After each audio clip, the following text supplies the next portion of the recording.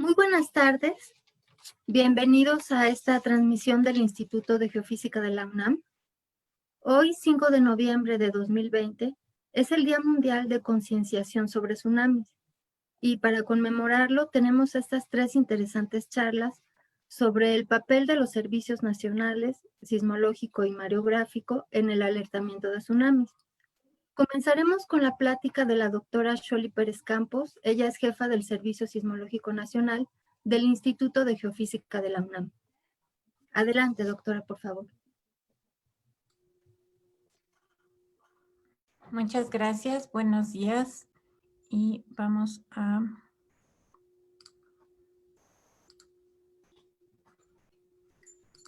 proyectar esto. Bien, yo les voy a hablar del papel del Servicio Sismológico Nacional en el alertamiento de tsunamis. Un tsunami se puede originar por deslizamientos submarinos, por erupciones submarinas, por meteoritos, pero sobre todo por sus sismos. ¿Cómo prevenir y alertar de que viene justamente este fenómeno a nuestras costas? Nos vamos a enfocar en esta plática a el monitoreo de sismos para poder alertar oportunamente. Para ello necesitamos determinar rápidamente, de manera lo más precisa posible, la localización y la magnitud de un sismo, puesto que si este se encuentra en el litoral de nuestras costas, tiene el gran potencial de generar un tsunami. También su magnitud, puesto que solo sismos de magnitudes mayores de 7 van a generar tsunamis que pueden ser relevantes. Sismos de menores magnitudes no necesariamente generarán tsunamis. También necesitamos saber las características del movimiento de las placas que se rompieron al momento del sismo para poder determinar si hubo un levantamiento del piso oceánico, así como dónde se da ese movimiento del piso. Si es más cercano a esta zona que conocemos como trinchera o si es más alejado. Y eso nos puede llevar a determinar de qué tamaño va a ser el tsunami que posiblemente llegue a nuestras costas. ¿Cómo hacemos esa rápida determinación y ese monitoreo? El Servicio Sismológico Nacional es el responsable del monitoreo de la sismicidad de todo nuestro país. Para ello cuenta con 202 estaciones, 90 de ellas son operadas por el Servicio Sismológico Nacional y las otras son compartidas por otras instituciones que hacen monitoreo regional o local. Solo algunas de estas se encuentran ubicadas a lo largo de la costa y son las que nos ayudan a determinar mejor la posición de los sismos en esta región. Los datos de esas estaciones son transmitidos en tiempo real hasta nuestro centro de monitoreo en Ciudad Universitaria. Ahí hay sistemas de adquisición que transforman los datos de su formato original a otros que pueden ser leídos por los otros sistemas.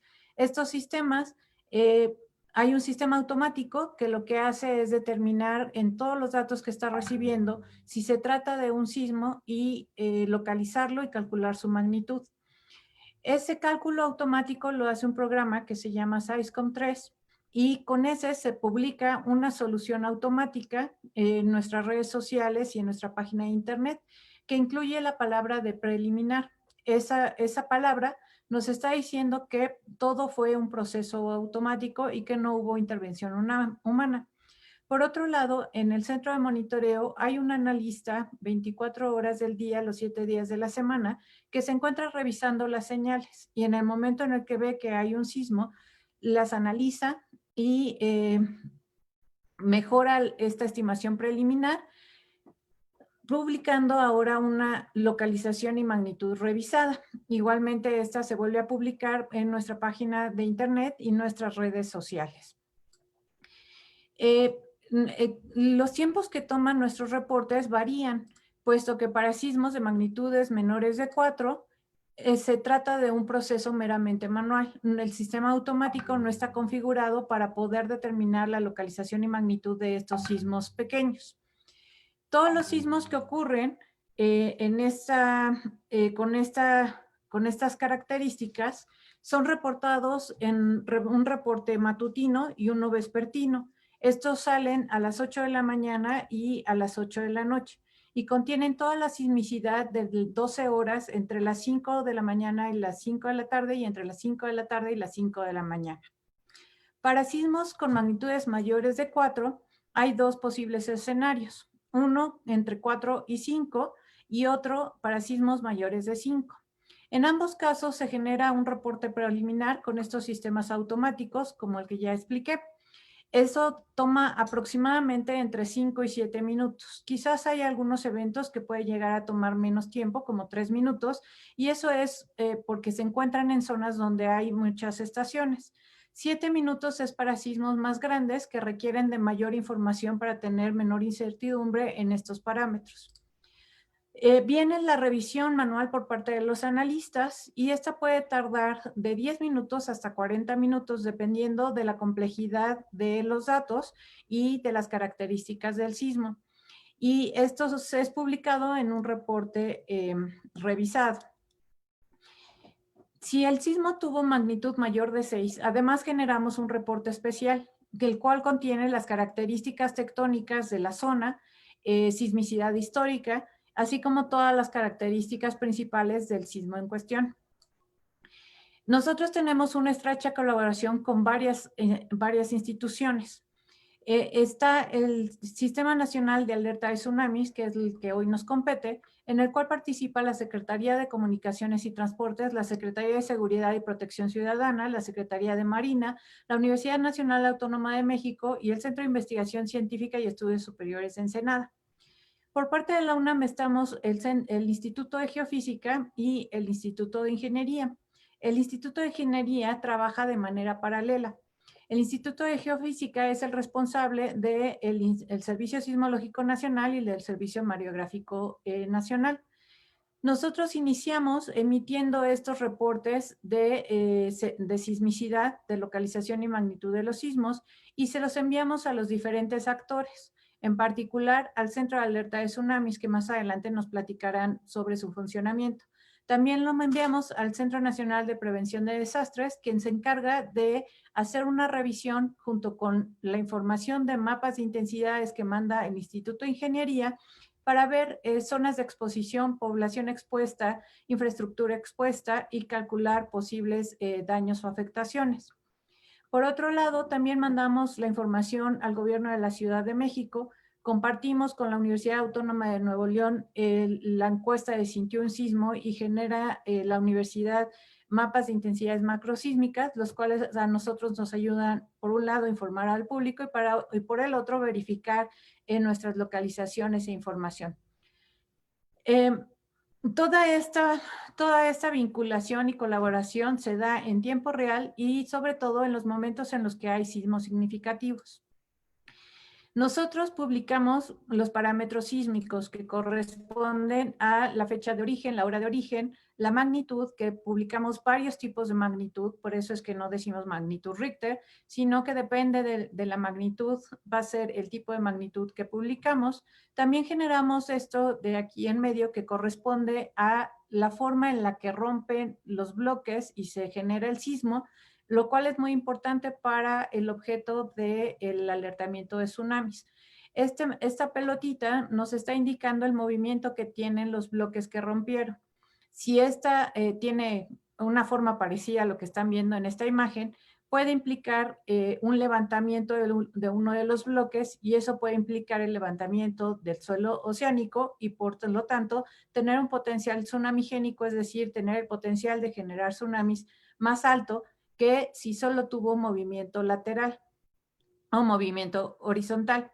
Lo otro que se publica es la localización, la latitud, la longitud que corresponderían a la posición del epicentro y la profundidad que en conjunto con los tres sería el hipocentro. Además, ponemos una referencia a una localidad con más de 10,000 habitantes. Y como mencionaba, colaboramos con el Instituto de Ingeniería y de la UNAM y con la Facultad de Ciencias de la Tierra de la Autónoma de Nuevo León para la generación de estos mapas de intensidades instrumentales en el caso del Instituto de Ingeniería y macrosísmicas para el caso de la Facultad de Ciencias de la Tierra de la Autónoma de Nuevo León. Ahora, Todo esto lo podemos lograr, como dije, con la red que operamos y con la colaboración de otras redes.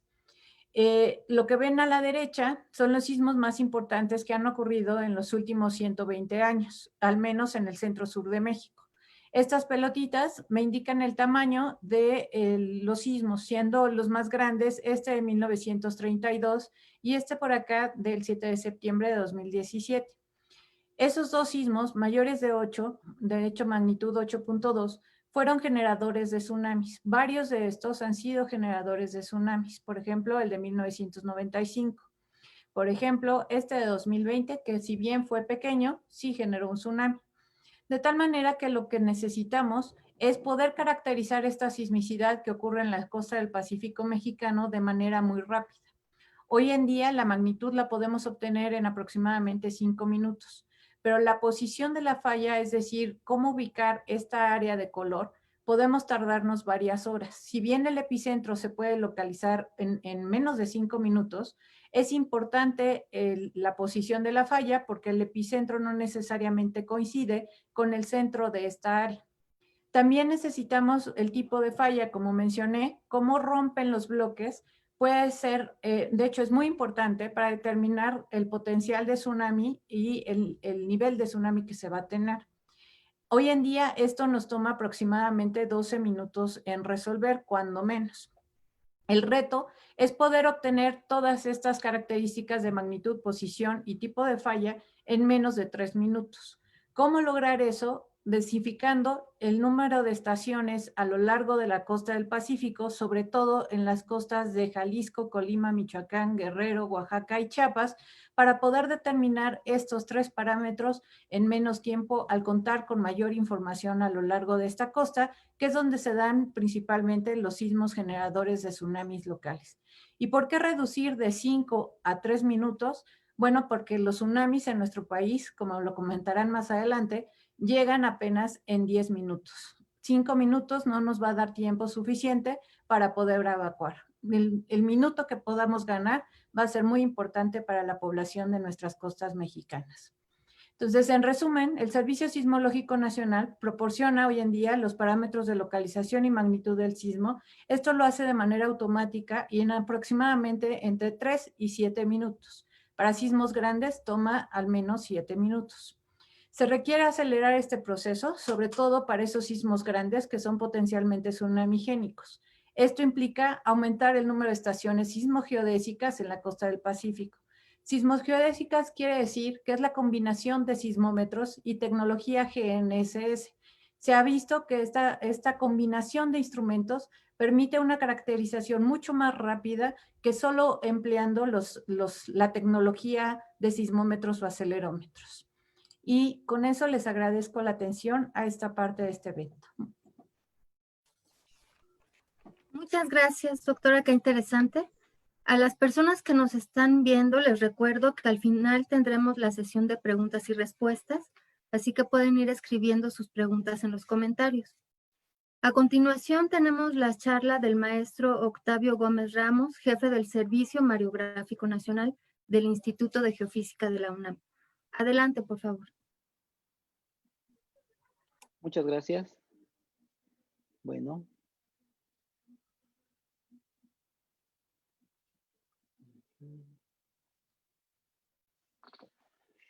Bueno, muchas gracias por la presentación.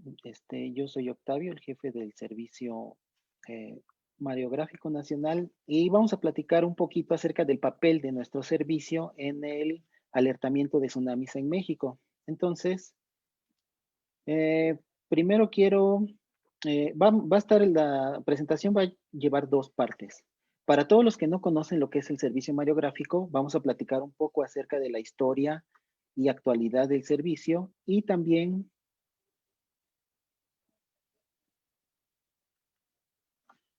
posteriormente ya abordaremos el papel del servicio en el alertamiento de tsunamis. Bueno, entonces, para hablar de la historia vamos a hacer un viaje rápido en el tiempo. Aquí ponemos un dato curioso, que el primer equipo de monitoreo del nivel del mar en México fue instalado en el año de 1909 en el puerto de Veracruz. Era un equipo L'Allemand, es una marca francesa, y eso quiere decir que ya llevamos 111 años de monitoreo instrumental del nivel del mar en México. Hablando particularmente del Servicio Mareográfico Nacional, debemos avanzar un poco más en el tiempo, 30 años para ser más preciso, al año 1939, que es cuando se da la invasión de Alemania a Polonia, y lo cual desencadena la Segunda Guerra Mundial. México no se había metido en esta guerra hasta el año de 1942, cuando se hunden por parte de submarinos alemanes los buques petroleros Potrero Arellano y Faja de Oro, y una vez que México formalmente se agregó a esta guerra, junto con Estados Unidos generó la Comisión México-Norteamericana de Defensa Conjunta. Y dentro de las varias cosas que acordaron, una fue elaborar cartas o mapas del territorio mexicano. Entonces, ese mismo año, estamos en 1942, el Departamento Cartográfico Militar de la Secretaría de la Defensa y la Inter-American Geodetic Survey comenzaron el monitoreo del nivel del mar con la instalación de una estación mareográfica en Tampico. Posteriormente, en el 46 se instaló una estación en Coatzacoalcos y Progreso, en el 49 en Acapulco, en el 50 en Mazatlán y La Paz, y en el 52 Veracruz, Manzanillo, Salina Cruz y Puerto Peñasco. Y es precisamente en este año, en el 52, que ya habiendo cumplido los objetivos que se habían propuesto originalmente, ya se habían hecho los mapas, la Segunda Guerra Mundial tenía varios años de haber terminado, entonces la red se le cede a la UNAM, y la UNAM a su vez la cede al Instituto de Geofísica. Quiere decir que el Servicio Mareográfico Nacional nace en el año de 1952 y es la red de monitoreo de nivel del mar más antigua que tiene México. Esta imagen que les puse acá es un poco para ilustrar cómo ha sido el desarrollo del servicio mareográfico. Del lado izquierdo tenemos nombres de estaciones que pertenecieron o pertenecen al servicio mareográfico, y en la parte superior tenemos años. Lo que aquí se muestra son años de datos.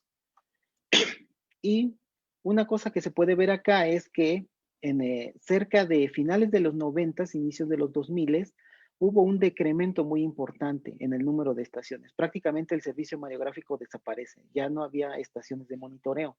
Y en el año 2006, el Instituto de Geofísica decide impulsar nuevamente al servicio mareográfico, afortunadamente. Y bueno, actualmente este es un mapa de la red actual de monitoreo a 2020. Contamos con 27 estaciones de monitoreo del nivel del mar. Tenemos 12 instaladas en el Pacífico y 15 en el Golfo de México y Mar Caribe. Una de las ideas que tenemos con la red del Servicio Mareográfico Nacional es que sea una red multipropósito. Quiere decir que los datos que se generen en las estaciones de monitoreo sirvan para muchas cosas. Entonces, para eso necesitamos equipar nuestras estaciones con una gran variedad de equipos. Por ejemplo, tenemos para el monitoreo del nivel del mar, tratamos de que haya redundancia en los sensores, es decir, más de un sensor midiendo nivel del mar por si alguno falla, seguir teniendo datos. También tenemos equipo para medir variables meteorológicas, presión, temperatura, humedad y viento. Tenemos equipo de transmisión que también buscamos que sea redundante a través de internet y a través del satélite GOES, una red de bancos de nivel que rodea a las casetas mareográficas, y en algunas estaciones tenemos antenas de GPS que también ayudan a complementar la información que se monitorea. Aquí ahora les voy a hablar unos ejemplos, porque el servicio mareográfico no solo recolecta datos, sino que también hace cosas con esos datos. Una de esas cosas es la caracterización de tsunamis. Aquí tengo un ejemplo muy bonito del tsunami de Tohoku de 2011, 11 de marzo de 2011. Del lado izquierdo podemos ver el registro de la señal asociada al tsunami. Podemos ver, por ejemplo, que la estación que registró la mayor afectación fue Zihuatanejo, con una amplitud máxima de 3.22 metros. Y del lado derecho, pues tenemos una serie de parámetros asociados a este evento. Aquí les puse un ejemplo mucho más actual. Este fue del sismo del 23 de junio de este mismo año, que ocurrió al sureste de Crucecita, Oaxaca. En la parte izquierda tenemos la estación que registró la mayor afectación, que fue Salina Cruz, con 1.4 metros de amplitud. Y podemos ver, por ejemplo, del lado izquierdo, en la gráfica de la parte superior, cómo el evento se presentó cuando estábamos en marea baja, por lo cual no hubo tantas afectaciones. Del lado derecho tenemos algo sumamente interesante que ocurrió con ese evento. Si podemos ver, la línea en color rojo indica el momento de ocurrencia del sismo, y vemos cómo en ese momento nuestra señal se desplaza hacia abajo. Eso nos indicaría ya sea una falla de sensor, pero otra cosa que indica es un levantamiento de la corteza, por eso el mar queda más abajo. Y fue algo que eventualmente se confirmó con datos de GPS e imágenes de satélite, pero nosotros ese mismo día en el reporte que publicamos acerca de este evento, nosotros ya habíamos identificado este levantamiento de corteza y ya lo habíamos también medido entre de 50 a 55 centímetros. Y bueno, si alguien tiene interés en ver un poco más acerca de los tsunamis, el personal del equipo del Servicio Mareográfico publicó este año este artículo científico donde hacemos un recuento de los tsunamis que han afectado a México en el periodo 2009-2018 y una caracterización un poco más detallada. Aparte de nosotros seguir tsunamis, en realidad seguimos todos los eventos que afectan el nivel del mar. Entonces tenemos aquí, por ejemplo, la marea de tormenta y aquí tengo otros dos casos recientes, el huracán Delta del 6 al 8 de octubre y el huracán Zeta del 26 al 28 de octubre. Y vemos, por ejemplo, cómo mientras que el huracán Delta tenía una categoría mayor, tenía categoría 2, mientras que Zeta categoría 1, las afectaciones fueron mayores con el huracán Zeta. Entonces, para poder entender por qué sucede esto, del lado de la derecha tenemos el resultado de los sensores meteorológicos. Tenemos que consultar cómo estaba el viento, en qué dirección estaba soplando, la temperatura, la presión. Y esto, por esto es importante contar con una red multipropósito y más sensores que ayuden a caracterizar mejor los eventos. Otro evento también que normalmente se ve en las costas son los frentes fríos. Aquí vemos que se comporta muy distinto a la marea de tormenta e igualmente afecta de forma distinta a las variables meteorológicas. El hecho de que en el servicio mareográfico tengamos series de tiempo tan largas permite hacer análisis tales como tendencias del nivel del mar a largo plazo y actualmente este año estamos junto con el Centro de Ciencias de la Atmósfera y el Programa Universitario en Cambio Climático ejecutando un proyecto para actualizar las tendencias de nivel del mar y también los estudios de ciclo anual, tanto en el Golfo como en el Pacífico mexicanos. Otra cosa que se hace también son tesis de licenciatura. Aquí tenemos una donde se compara el índice MEI asociado al Niño Oscilación del Sur con el residual de las señales históricas de nivel del mar. Nada más basta con echarle un ojo a los datos, a las solicitudes de datos. Aquí tengo las últimas 10 del mes de octubre, la mayoría son académicas, y aquí podemos ver la gran variedad de aplicaciones que tienen los datos del servicio mareográfico. Ahora, en cuanto, ya hablando particularmente en el papel del servicio en el alertamiento, aquí tenemos estos puntos, que es la participación en el CINAT, colaboración con el CAT, los reportes, proyectos internacionales y la modelación numérica. Entonces, el Sistema Nacional de Alerta de Tsunamis, ya Xoli nos platicó un poco de él, nació el 8 de mayo de 2012, Xoli ya nos comentó las instituciones que lo forman. Y bueno, en esta agrupación, el Servicio Mareográfico, además de ser uno de los fundadores, coordina el Grupo de Trabajo 1 de Redes de Monitoreo Sísmico del Nivel del Mar, que está formado por la Red de Monitoreo Sísmico del Servicio Sismológico Nacional y por las redes de monitoreo del nivel del mar de la Secretaría de Marina, del CICESE, del Instituto Mexicano del Transporte y evidentemente de la UNAM. También tenemos participación en los grupos de trabajo 2, evaluación y riesgos, y 3, alerta y comunicaciones. Y nosotros participamos permanentemente en las sesiones del CINAT, así como en todas las iniciativas y proyectos que de esta derivan. Más adelante nos van a hablar del CAT. Yo aquí lo que mencionaré brevemente es que el CAT es la instancia responsable de la emisión de alertamientos por tsunamis en México. Nosotros colaboramos con ellos enviándoles todos nuestros datos en tiempo casi real para poder llevar a cabo el seguimiento de eventos. Y bueno, esto lo hacemos mediante un servidor FTP que físicamente esté en el servicio. Otra manera en la que contribuimos son con los reportes, no solo de tsunamis, sino de cualquier evento que altere el nivel del mar. Ahí está la liga. Uno entra a la página del Servicio Mareográfico, se va a la sección de reportes y puede ver todos los reportes que hemos publicado acerca de todos los eventos que alteren el nivel del mar. También colaboramos en proyectos internacionales. Uno de ellos, sumamente importante, es el llamado Evaluación del Peligro Asociado a Grandes Terremotos y Tsunamis en la Costa del Pacífico Mexicano para la Mitigación de Desastres. En particular, el Servicio Mareográfico participa en el grupo de trabajo B2, encargado de la modelación numérica de tsunamis. Y el objetivo es a partir de estas simulaciones, generar escenarios de cómo serán los tsunamis, las alturas máximas y las inundaciones que generarían. Yo en la parte de abajo puse unas animaciones de unos pequeños tsunamis basados en sismos sintéticos de 3 diferentes magnitudes. Todas las simulaciones numéricas de tsunamis que se hacen en México para este proyecto, o del lado mexicano de este proyecto, se hacen en el servicio mayográfico. Las simulaciones numéricas son sumamente importantes porque nos permiten generar una cantidad de productos que nos ayudan a caracterizar y entender mejor los fenómenos. Aquí solo pongo algunos ejemplos, siendo los más importantes las series de tiempo y las inundaciones, así como los mapas de amplitudes máximas y tiempos de arriba. Y bueno, eso es todo por mi parte. Muchas gracias por su atención. Muchas gracias, muy interesante charla. Recuerden a las personas que nos están viendo, recuerden que pueden escribir sus preguntas en los comentarios y al final tendremos la sesión de preguntas y respuestas. Enseguida tenemos la plática del capitán Miguel Ángel Reyes Martínez. Él es director del Centro de Alerta de Tsunamis de la Secretaría de Marina. Sí, buenas tardes. Sí, buenas tardes, adelante con su plática. Bueno, pues buenas tardes, pues para la participación del papel de los servicios nacionales del sismológico y mareográfico en el alertamiento de tsunamis.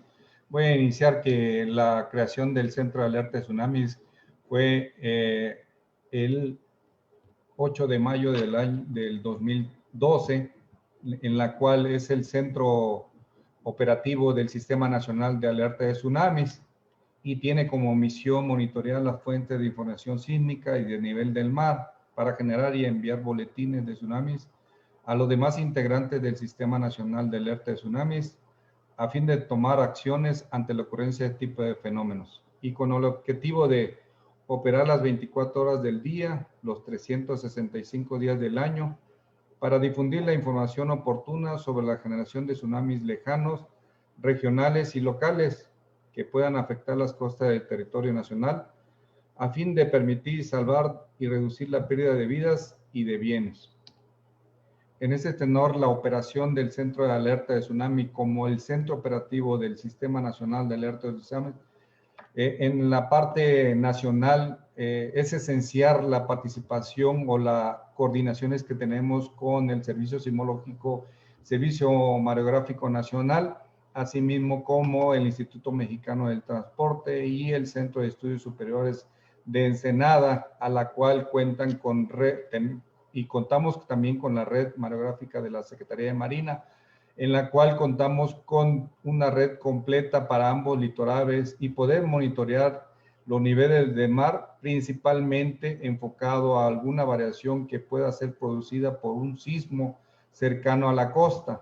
Asimismo, tenemos diferentes herramientas en los casos cuando suceden a lo largo y lo ancho de nuestro planeta, donde se pueda presentar un sismo que puede generar un tsunami, y sabemos que alrededor del mundo viajan todas estas olas. También contamos con información de la Red Integral de California, del Servicio Geológico de los Estados Unidos, del Servicio Hidrográfico Oceanográfico de Chile, ¿no? Asimismo, también para la información sísmica contamos con la participación del Sistema de Alerta Sísmica Mexicana. Posteriormente de haber obtenido la información sísmica y las observaciones del nivel de mar a través de las diferentes redes, pues procedemos a nosotros a trabajar, a analizar toda esta información para poder generar nuestros boletines. Tenemos diferentes boletines, como son los de alerta, como son los de seguimiento, los preventivos y por último los de cancelación, la cual representa cuando no hay ninguna anomalía que pueda generar algún riesgo para nuestras costas nacionales. Finalmente, nuestro boletín la podemos llevar a cabo, lo tenemos que enviar al Centro Nacional de Comunicación, dependiente de la Dirección General de Protección Civil. Asimismo, los enviamos a las dependencias federales, estatales y municipales, ¿no? Y nuestros mandos navales y militares. Internamente, a través de la red del Sistema Nacional de Alerta de Tsunamis como una parte redundante, se vuelven a enviar estos boletines y principalmente a las unidades estatales y municipales de protección civil de Jalisco hasta Chiapas.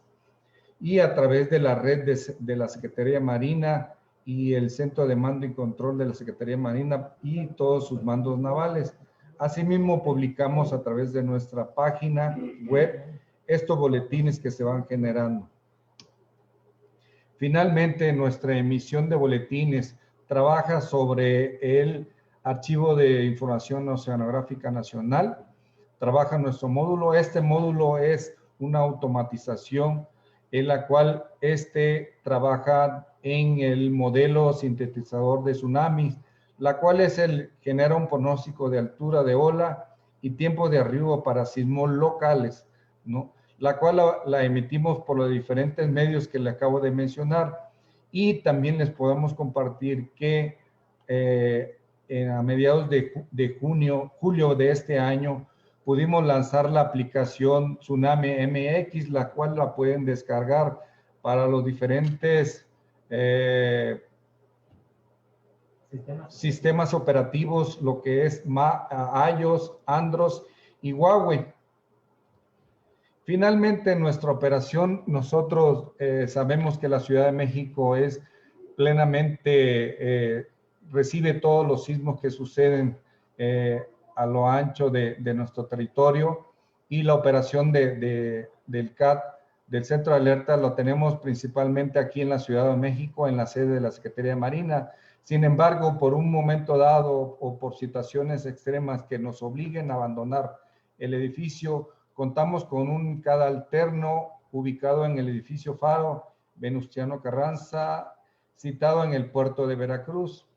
Y sin embargo, un momento dado también, si vemos la vulnerabilidad de este centro alterno en el puerto, también contamos con un vehículo móvil, la cual cuenta con todo el equipamiento necesario para dar continuidad a las operaciones y la misión que tiene el Centro de Alerta de Tsunami. Finalmente, toda nuestra información puede está comprendida en la página de nuestra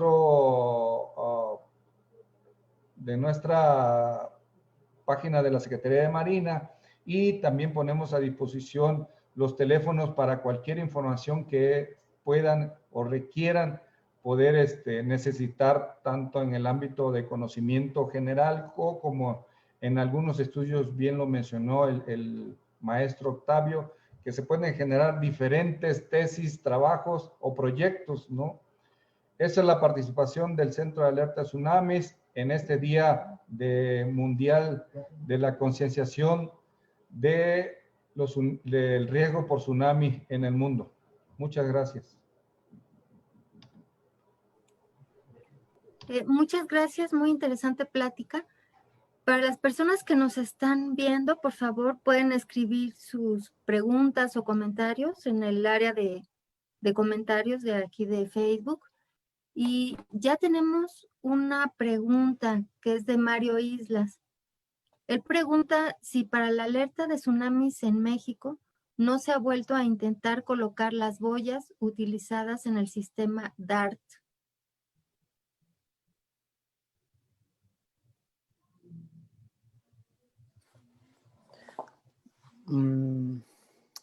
Bueno, ahorita, a reserva de lo que quiera comentar el capitán Miguel Ángel, en realidad el alertamiento por tsunamis en México que hace el CAT es con base en un modelo de simulación numérica. Sí sería bueno contar con la información de las boyas, porque las boyas son sensores sumamente importantes para el monitoreo de los tsunamis. Las boyas detectan cuando están sobre un tsunami y aumentan su frecuencia de muestreo en ese momento, pero actualmente el Centro de Alerta de Tsunamis trabaja con simulaciones numéricas. Eso no implica que en el futuro se puedan ir creciendo y agregando elementos. Sí, maestro Edgardo, gracias. También dentro de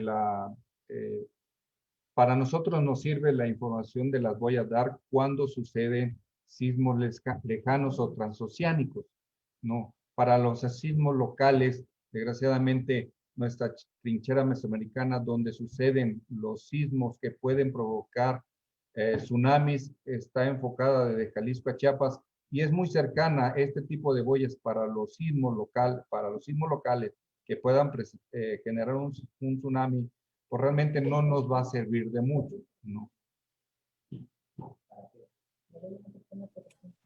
Muchas gracias. Tenemos otra pregunta de Dulce Vargas Bracamontes. Ella comenta, recordando tsunamis como Cuyutlán y Palu en Indonesia, ¿cómo contemplan escenarios de deslizamientos submarinos para el alertamiento?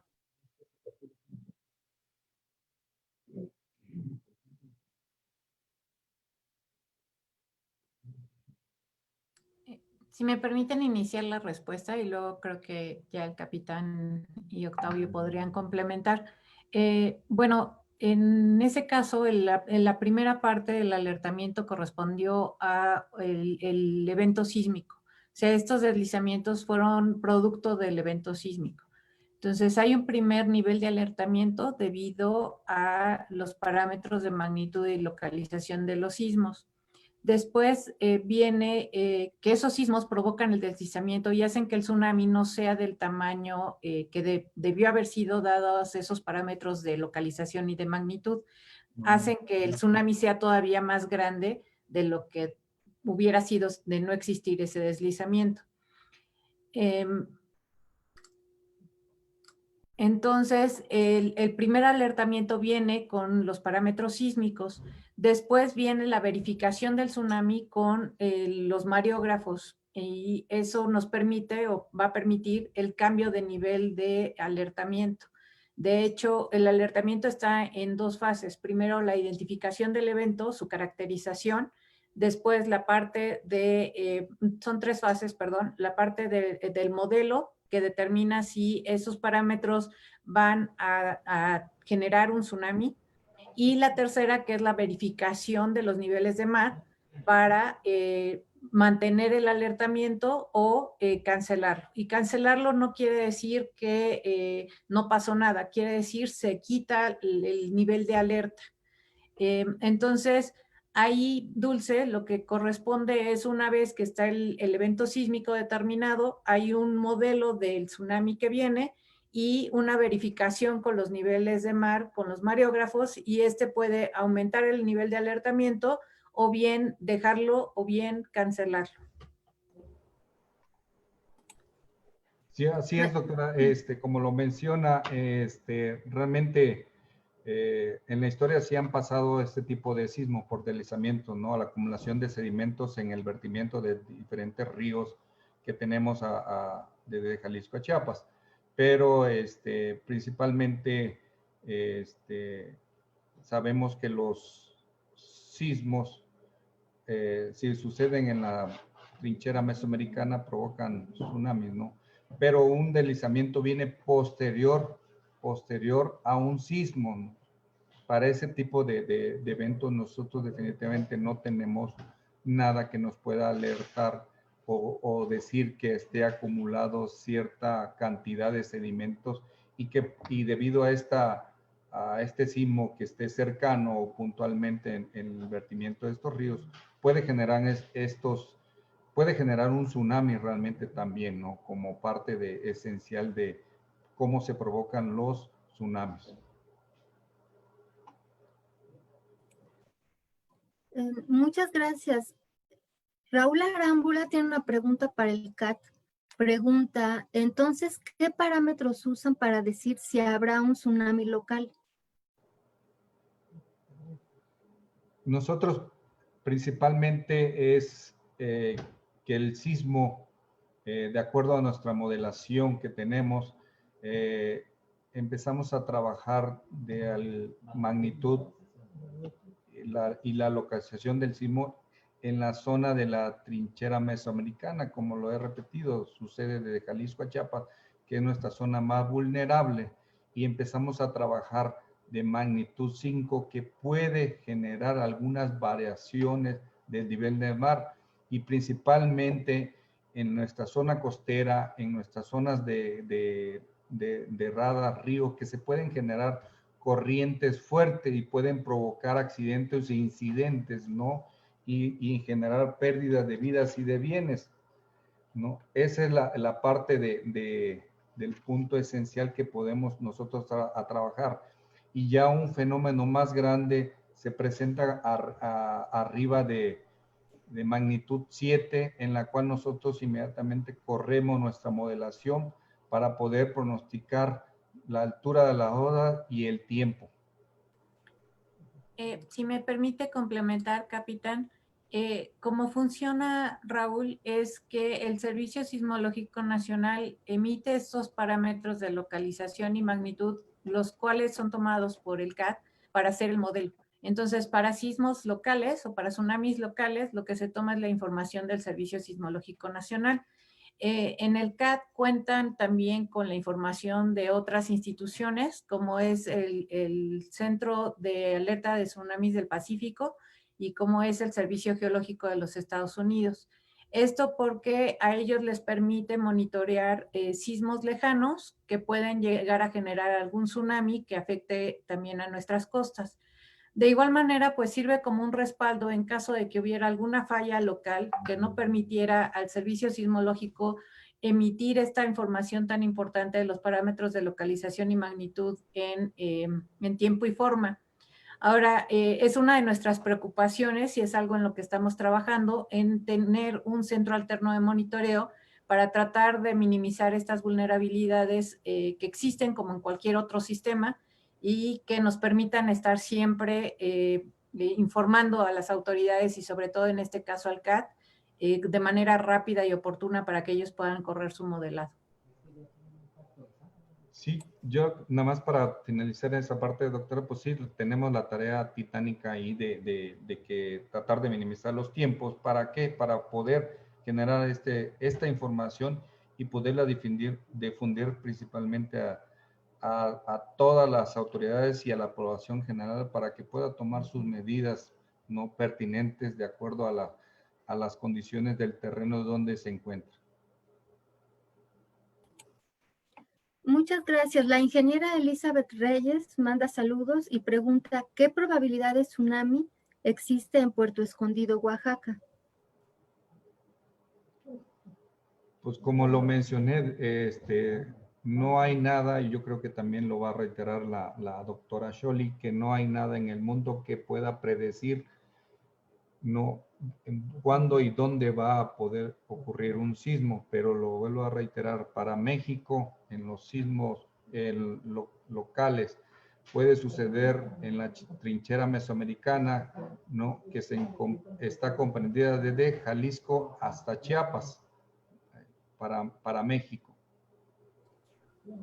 Así es, capitán, y reiterar, un sismo local puede ser generado por un tsunami local puede ser generado por un sismo grande en las costas del Pacífico, y ahí en Oaxaca, pues es una de las zonas donde se han tenido los sismos más grandes. 1787, sismo de magnitud 8.6, que generó un tsunami muy importante en las costas de Guerrero, Oaxaca.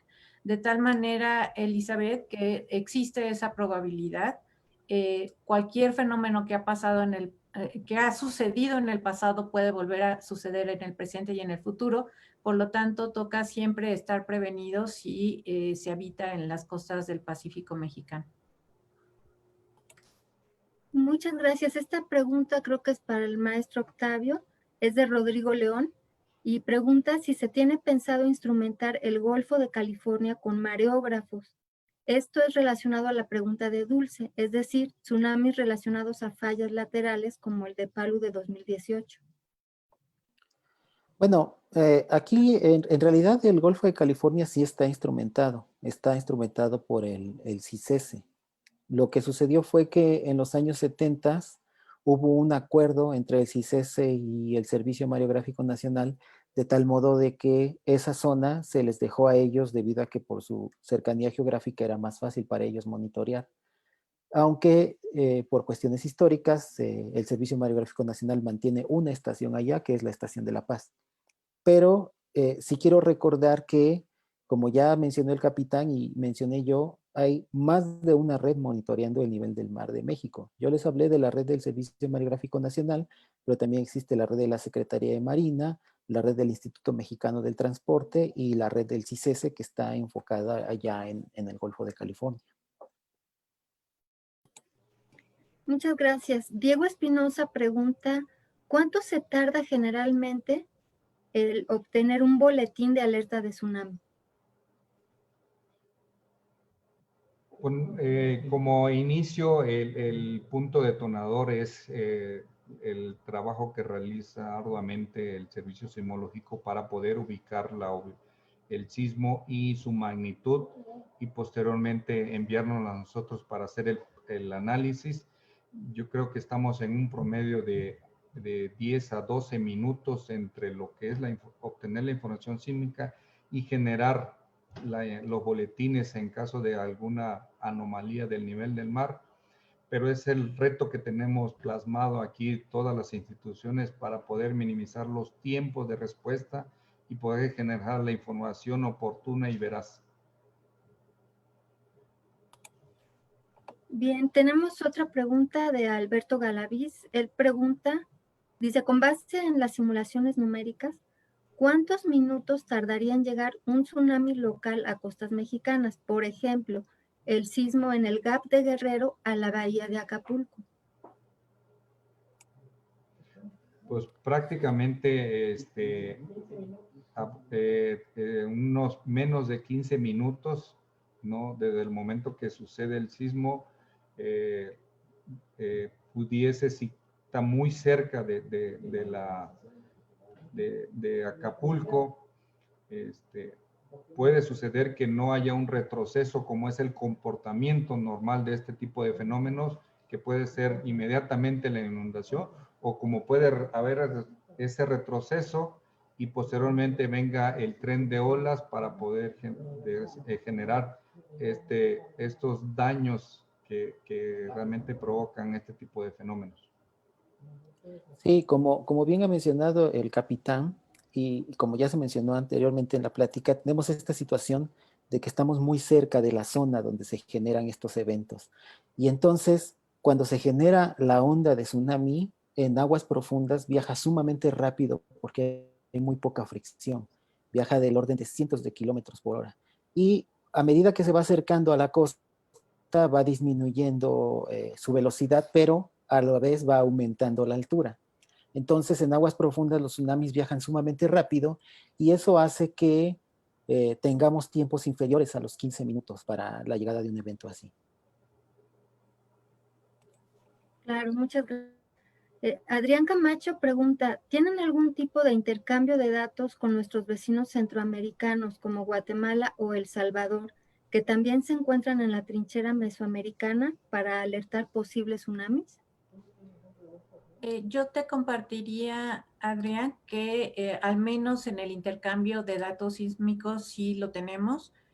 Nosotros colaboramos con el INSIBUME, que es el Instituto Nacional que lleva el monitoreo en Guatemala, y hacemos un intercambio de datos. Ellos nos mandan la información, bueno, los datos de las estaciones de su red de banda ancha, y nosotros les enviamos a cambio los datos de las estaciones que tenemos, sobre todo en el sureste mexicano.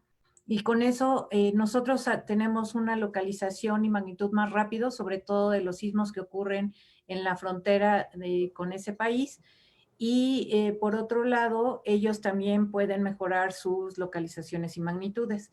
También estamos enviando datos a Nicaragua. Nicaragua tiene el centro de tsunamis, de alerta de tsunamis de Centroamérica, y ellos colectan datos de todos los países de Centroamérica, incluyendo a nosotros. Y esto también ayuda a caracterizar mejor el mecanismo focal del evento. Sí, por parte del CAT, nosotros sí tenemos pues, contacto a través del CATAC, que es un centro regional también para poder retroalimentarnos, ¿no? Si sucede algo aquí en México o si sucede allá en Centroamérica, también nos informan directamente para poder obtener esa información y generar la información necesaria para poder avisar a la población.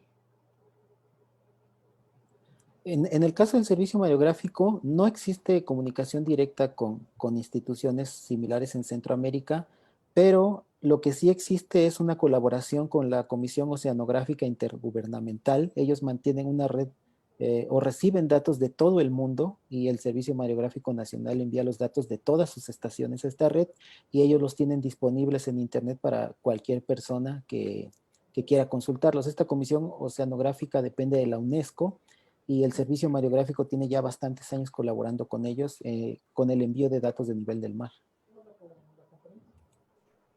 Muchas gracias. Fernando Salazar Monroy pregunta si se tienen escenarios precalculados en la generación de la alerta y qué tipos de modelos de deslizamiento se utilizan.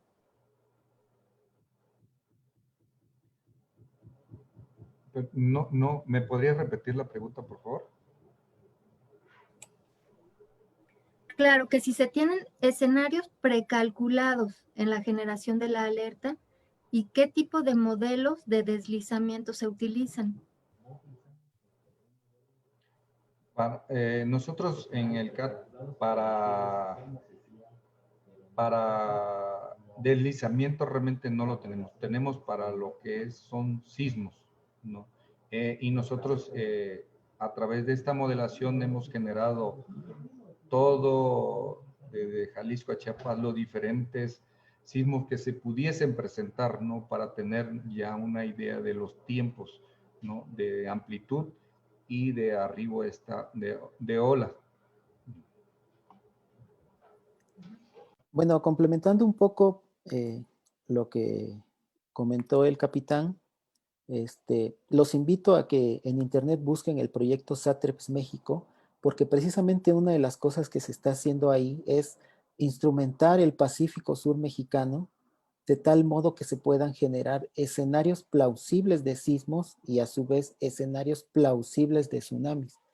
Entonces, chequen en internet la información de este proyecto binacional México-Japón y ahí podrán ver todo lo que se ha hecho de instrumentación y modelación numérica precisamente con el objetivo de tener escenarios realistas, los cuales llevar a ciertas ubicaciones y generar mapas de alertamiento, generar conciencia en las poblaciones, generar rutas de evacuación. Entonces, sí es algo que se está haciendo actualmente en México. Muchas gracias. Ahorita ya no tenemos más preguntas. No sé si hubiera algún comentario final de alguno de ustedes.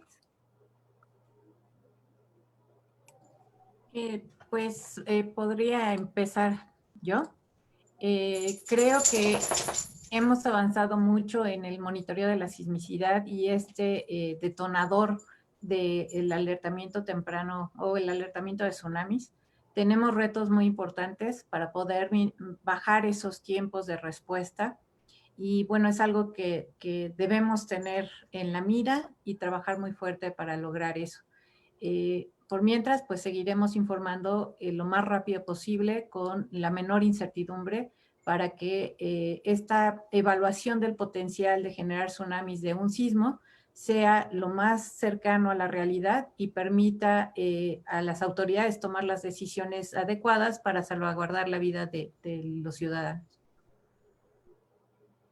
Sí, por mi parte de acá del Centro de Alerta de Tsunamis, en esencial, yo creo que hemos hecho esas sinergias con todas las dependencias, ¿no? Que colaboran en el Sistema Nacional de Alerta de Tsunamis, ¿no? Para poder llevar a cabo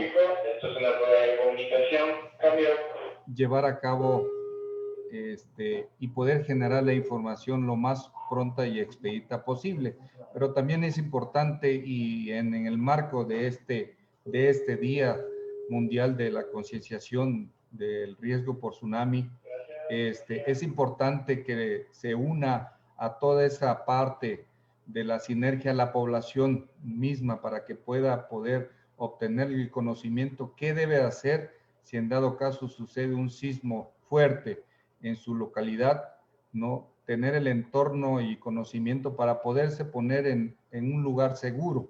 Es la parte que yo creo que también nos faltaría para poder fortalecer todas estas diferentes acciones y actividades y estrategias para poder fortalecer y mitigar en un momento dado todas las pérdidas que se puedan presentar y principalmente la vida humana. Bueno, yo con lo que cierro y tomando en cuenta que este evento está siendo difundido a través de redes sociales y que hay mucho público joven en estas redes que quisiera conocer más, entonces a todos aquellos, ya sea que tengan interés en simplemente conocer más o quieran desarrollar alguna tesis de licenciatura, algún estudio, algún servicio social cuando las condiciones lo permitan, pues que se pongan en contacto con nosotros, que nos busque por internet o por nuestras redes sociales. Nosotros siempre hemos estado abiertos a colaboraciones y a la participación de jóvenes interesados en el desarrollo de todos estos temas, porque como bien han visto, se ha hecho mucho, pero también queda mucho por hacer y por eso es que siempre se requiere de gente que nos ayude a conseguir todos estos objetivos. Y si me permiten, pues una invitación a la gente que vive en zona de costa a que se informen sobre la situación en la que se encuentra el lugar donde ustedes habitan, tanto en términos sísmicos, si sus casas están seguras, si los lugares donde trabajan son seguros, así como en términos de tsunamis. Si se presentara un tsunami en el lugar donde ustedes viven, ¿a dónde tendrían que dirigirse para proteger sus vidas? Eso es esencial y como ciudadanos de un lugar que tiene el peligro, está expuesto al peligro por tsunami, es importante tomar en cuenta estas acciones. No esperemos a que venga gobierno a decirnos qué hacer. Hagamos nosotros conciencia y tomemos en nuestras manos nuestra propia protección de nuestras vidas y de nuestro patrimonio. Entonces los invito a que pregunten a las autoridades locales sobre qué es lo que tienen que hacer en caso de que se presente un sismo y un tsunami. Sí, yo creo, ya también para finalizar, puedo volver a reiterar que se cuenta disponible para los diferentes sistemas de los teléfonos inteligentes, la aplicación Tsunami MX, que pueden contar con toda la información, tiene el vínculo hacia nuestra página web y pueden tener la información en sus propias manos para poder reaccionar tanto el momento de que sucede algún sismo, el momento que si se puede presentar alguna anomalía en el nivel del mar, como información general para poderla discernir y agregar un granito de arena en los aspectos personales y familiares. Yo uso la aplicación de Tsunami MX, así que la recomiendo también.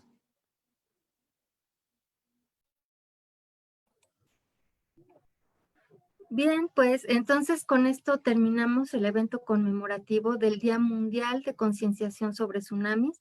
Muchas gracias a los participantes. Gracias a todos por sus preguntas. Los invitamos a estar pendientes de próximas transmisiones aquí en la página de Facebook del Instituto de Geofísica. Les deseamos que tengan muy buena tarde, cuídense mucho y hasta la próxima.